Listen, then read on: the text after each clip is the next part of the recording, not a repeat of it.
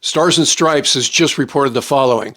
A missile fired by the Houthis, Yemen's Iran-backed rebels, landed in an open area in central Israel early on September 15th and triggered air raid sirens at its international airport. There were no reports of casualties or major damage, but Israeli military aired footage showing people racing to shelters located around Ben Gurion International Airport. The airport authority said that it resumed normal operations shortly thereafter. A fire could be seen in rural areas of central Israel, and local media showed images of what appeared to be a fragment from an interceptor that landed on an escalator in a train station in the central town of Modin. Israel's army said the surface-to-surface missile was intercepted by Israel's Iron Dome defense system, which hit and fragmented the target but did not destroy it. The military said the sound of explosions heard by civilians in the area came from the interceptors. The Houthis based in western Yemen have repeatedly fired drones and missiles towards Israel since the start of the war in Gaza between Israel and the Palestinian militant group Hamas, but nearly all of them have been intercepted over the Red Sea, in several cases by U.S. Navy destroyers that launched Standard missiles starting with the USS Carney last fall. In July, an Iranian-made drone launched by the Houthis struck Tel Aviv, killing one person and wounding 10 others.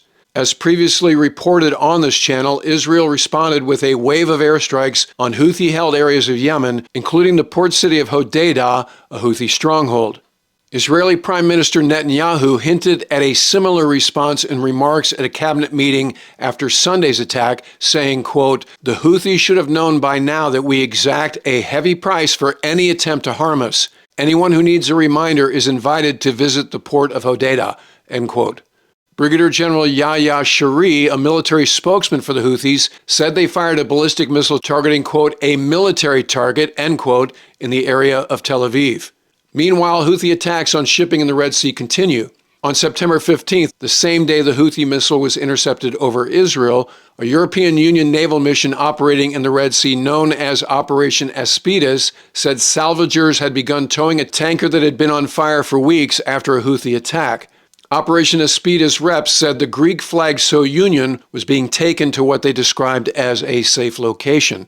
The Houthi mayhem goes on despite no less than 7 U.S. and U.K. airstrikes on targets around Yemen's capital of Sana'a, as well as an ongoing aircraft carrier strike group presence that resulted in the destruction of hundreds of drones, missiles, and attack boats that were targeting shipping transiting the Red Sea, as well as Allied warships operating in those waters. In a recent episode, Rear Admiral Mark Miguez, the commander of the Eisenhower Carrier Strike Group, said this after I asked him what else needs to be done to stop the Houthis once and for all. There are definite strategies that were put forward, but our National Command Authority decided that those what I would call more aggressive postures and more aggressive strikes was not something that we wanted to challenge. We all know Iranian-backed groups like the Houthis, where that threat's emanating from.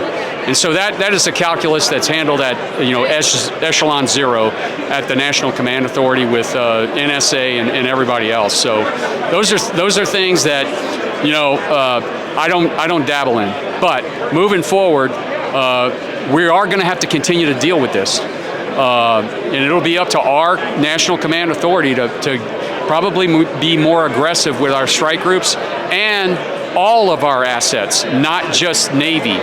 This is a whole of government approach. It's going to take the dime, diplomatic, information.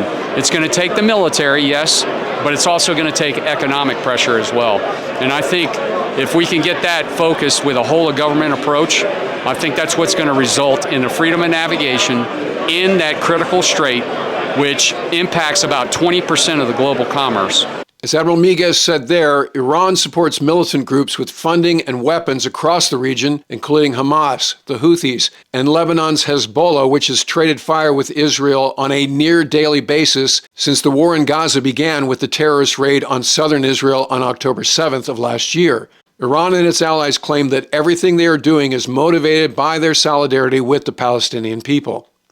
More on this volatile situation as the information becomes available. So if you're not already a subscriber, which, by the way, more than half of you who regularly watch this channel aren't, become one so you get alerts that ensure you don't miss anything going forward. And in the meantime, I look forward to talking to you again very soon.